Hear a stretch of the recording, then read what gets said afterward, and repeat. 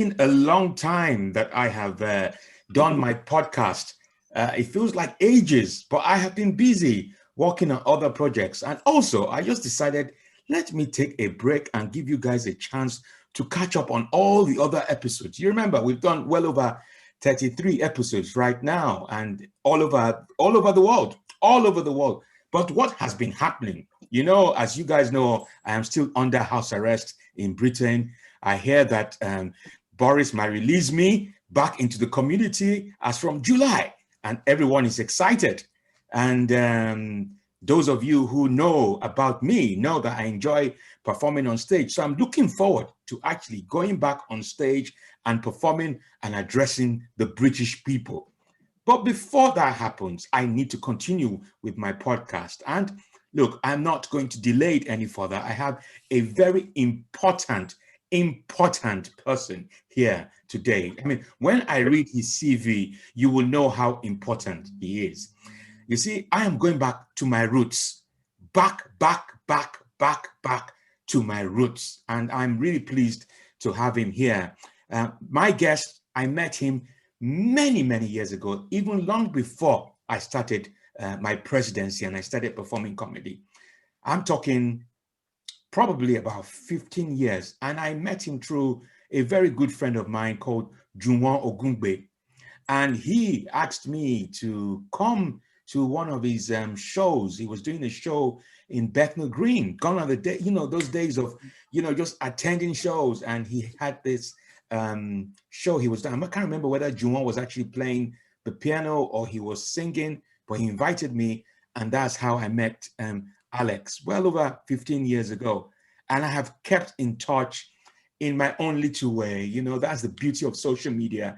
You might not be in touch personally, but you get to see all the activities. So I want to introduce you to Alex Oma-Pius FRSA. I put FRSA because that is what is on his CV. And also that goes to show that he is a Nigerian, because Nigerians are the ones who have their names and the qualification of their letters. You have to call it. It's like almost saying chief, but it's not a chief, it is FRSA. He holds a Master's of Arts degree in Dramatic Arts from National Academy of Theatre and Film Arts, Sofia, Bulgaria. His love of theatre education as a force for social change encouraged him to form IROKO Theatre Company in 1966. 1996. My eyes are going up. 1996. It goes to show that my eyes are actually going. That is the effect of being under house arrest. Let me correct myself. It's IROKO Theatre Company in 1996. IROKO Theatre winners of the Guardian Charity Award for Innovative Approach to Education. The company uses African theatre art forms to enhance learning skills, health, and well-being of people of all backgrounds and abilities. Alex is responsible, listen to this, for conceiving, developing, and producing all IROKO's creative work. Those are the sort of tendencies of a dictator. Conceiving, developing, and producing. It does not dedicate, it does everything. Everything. Alex is responsible for conceiving, developing, and producing all IROKO creative work. So this is one of the reasons why I invited him to my podcast, because we have similar tendencies, similar from conception to delivery. We do it all. But also, I am interested in IROKO theatre, and I'm also interested in the fact that we have the likes of IROKO theatre who are educating people about African culture. And this is very, very important in this day and age that we are in. Look, Alex's CV is so long, we could be here for 1 hour. But let me just tell you, just 1 hour, just reading it. Let me just tell you something else. His recent new works include Speaking Without Voice, a project exploring 4 Nigerian nonverbal communication systems, IROKO, Izibili, Uli, and the Talking Drum. Forever Young, a project that uses creative activities to enhance the health and well-being of older people, some who are living with moderate dementia. Stories of Africans living in Newham, a project that will research, record, preserve, celebrate, and share the stories of Africans who have helped or are helping to shape the economic and urban heritage of Neom. Look, there is so much that my good friend is actually doing. And, you know, I am interested because I know I am going to, people talk to me about my art when I'm on stage, that I'm very theoretical, that, you know, did I study theater arts? I didn't. It's all raw. I don't have an FRSA. So this is going to be like an education to me. So Alex, welcome to my show. How have you been? You just keep laughing. How have you been? Please, you don't need me. Continue. I just need to be watching you.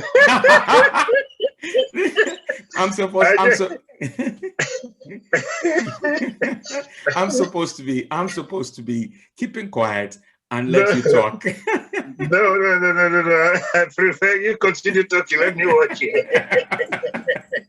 But how have you been? There's light at the end of the tunnel now. With I know you do live performances. How have you survived? Yes. How have you survived? I call it under house arrest. You civilians call it lockdown. How have you survived this last year? Well, it's a very good question. How have we survived the lockdown? First of all, I think we were IROKO, that is very, very fortunate to have received a small funding right at the initial stage from the National Lottery Heritage Fund. And the funding was basically to help us, you know, to deal with the situation at that earlier stage. So we, in a way, we were the pandemic forced us to look at our delivery methods. You know, we are very, very interactive there with the community all the time. It was a big challenge. It was a big challenge because we had to find a way to migrate a couple of our services online. You know, like the project you mentioned, Forever Young. Forever Young is a project that is working with the elderly in 3 London boroughs, as Newham, Redbridge, and Dagenham. And in Dagenham, we were lucky to be working with the NELFT, that's North East London Foundation Trust, NHS, as our partner. And they have an older adult mental health unit. So over the past 2 years, we've been, working with them. We used to go to them fortnightly. We also, within the project, we are able to have a collaboration with the Museum of London, who we are running a reminiscence workshop on behalf of IROKO. So these were things that are really physical activities. With the Museum of London, it's about memory, smell and touching, items of yesteryears. How do you do this during pandemic? So we had to take things into the virtual world, whereby instead of delivering things like the clay modeling that we used to do, we're only doing music making. And, with the elderly using, they are now in their own homes. They themselves, they are in house arrest, like you said, like you. So it's about body rhythm, or using any, percussive instruments they can find within the home settings. So you're talking about pots and pans, people using cans and so on to make music. And we discover that there is a different joy, from this. They are in their home setting, in front of their own, some in the kitchen, and making music. What would have been only for them, we now discover there is an intergenerational encounter. Those who have their grandchildren with them, they are participating in the workshop. And to be honest, we were now reaching more people than originally anticipated, in the project. So that is it. That's how we have been coping, by taking some of these activities, and all were made possible through that, initial funding from the Heritage Fund that enable us, to take this work online. Wow. Yes. That is just really massive. So you've identified new skills, you've found new ways of interacting with, you've also found a new audience as a result? Absolutely, you are absolutely right. You know, new skills. For example, now you mentioned our grandmaster there, Juan.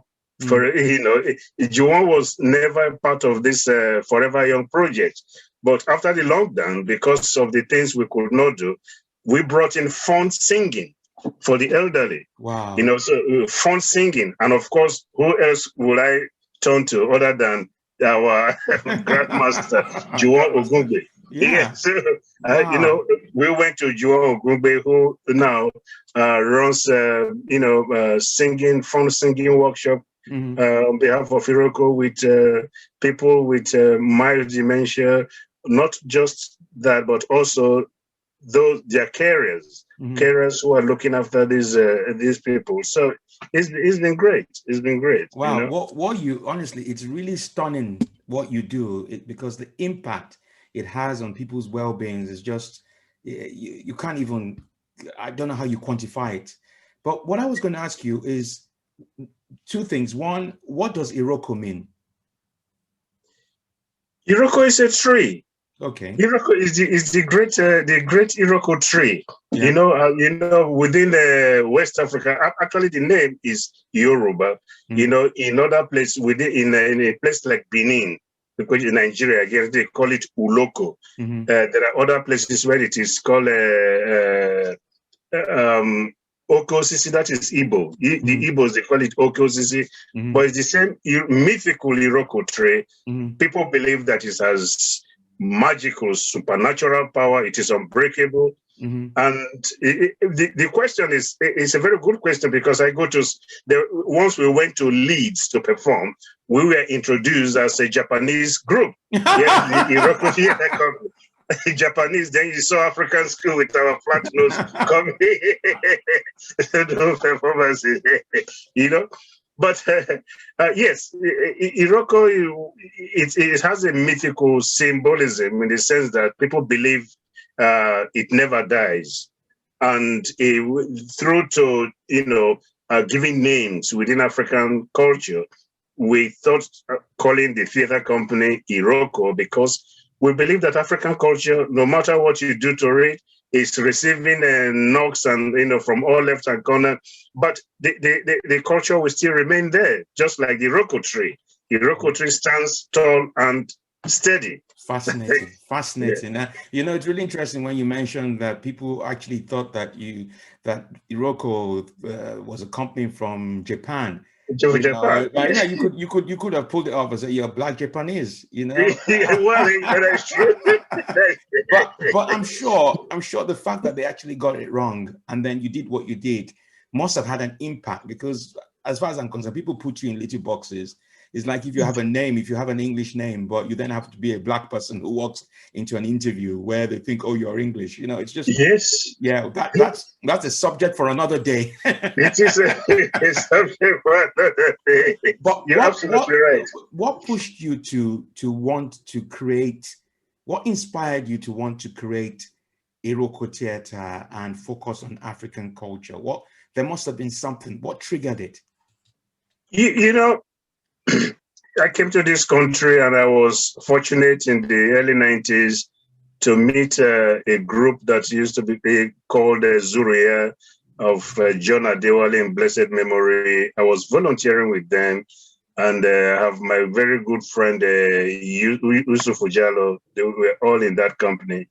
And I went out, with them a number of times, went to primary schools, went to prisons with them.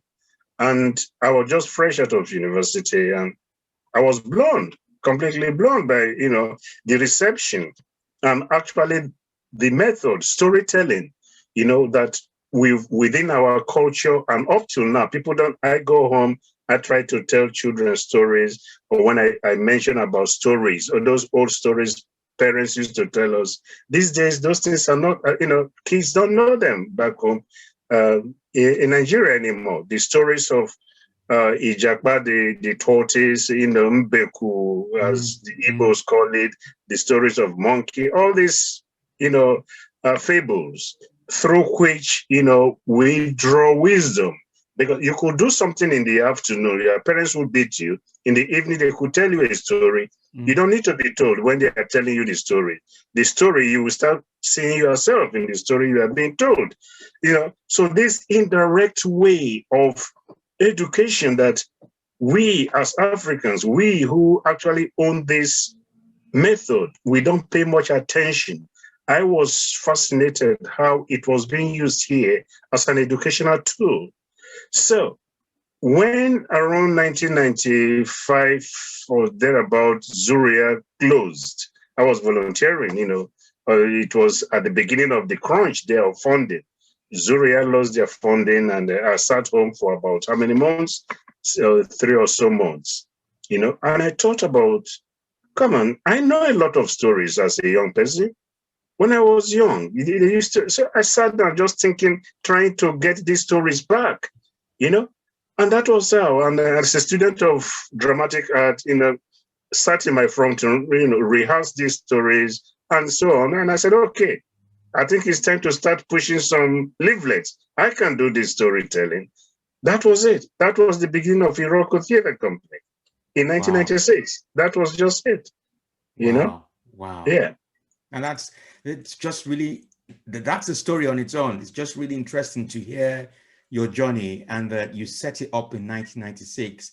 And as a Black business, you're still very much around. You've survived the pandemic. I'm sure you've faced a number of challenges. Well, what have been the challenges for you? Oh, President, please don't go there. It's a lot of, where do we start? Yeah. Where do we start? It's there've been a lot of, I mean, look at where we are now. There were, in the very good years, mid-2000s, IROKO used to reach, up to about 50,000. Wow. 50,000, children and young people a year all over, because we are a traveling theater company. Mm-hmm. There were years whereby we are performing in Leeds today. From Leeds, we are not coming back to London. We are going to another place. We are from Leeds going to the Isle of Wight and all over. That was it. It was challenging. It was challenging. The IROKO, the challenge is we should not be where we are today if it was not just a small Black company like you mentioned, a small SME company. We shouldn't be where we are today with the impact that the company has, made over the past 20-something years. Yeah. Over the past 20-something years, and we are still here. But it's all due to the fact that IROKO is still being seen maybe as an African theater company, whereas this is an African theater company that is making serious impact across all nationalities. Yeah. All nationalities. There was a program we did with the Big Lottery. It's a 4-year family learning program. Yeah.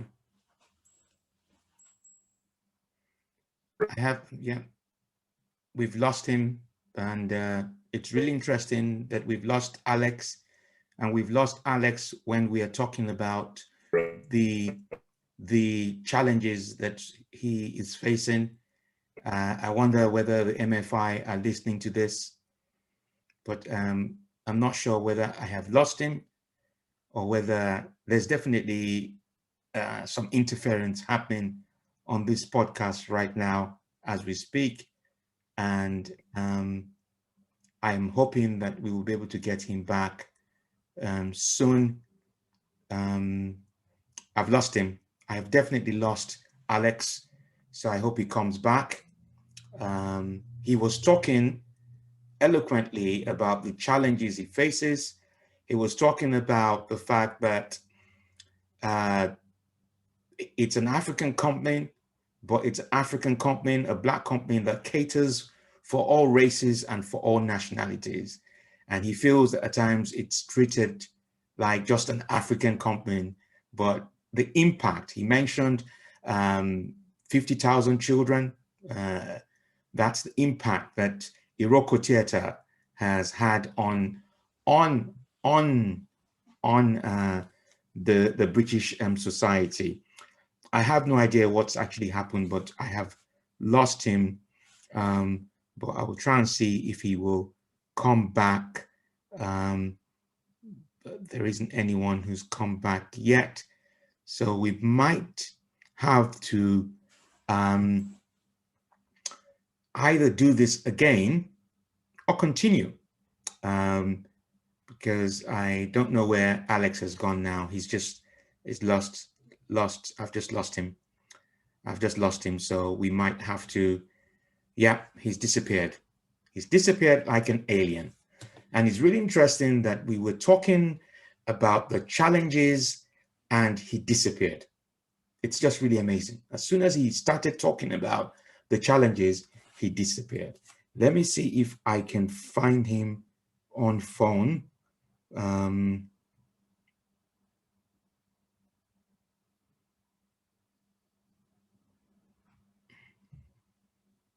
Let me see if I can find him on phone. Alex. So he's gone. Let me try O2.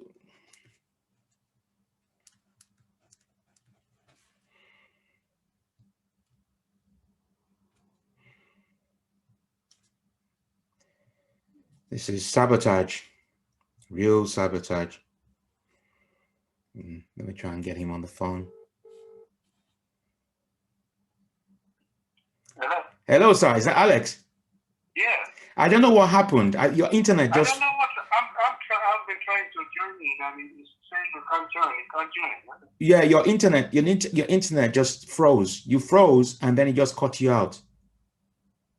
My internet. Yes. Oh my goodness. Yeah. So it just froze because I was okay. You froze, and then it just cut you out. So what I'm going to do is, I think you can still use the link again. Yeah. Okay. You can still use the link. So maybe what I would do is log myself out and use that link again. Give me a few minutes. Okay. Okay. All right. Give me a few minutes. Yeah. Okay.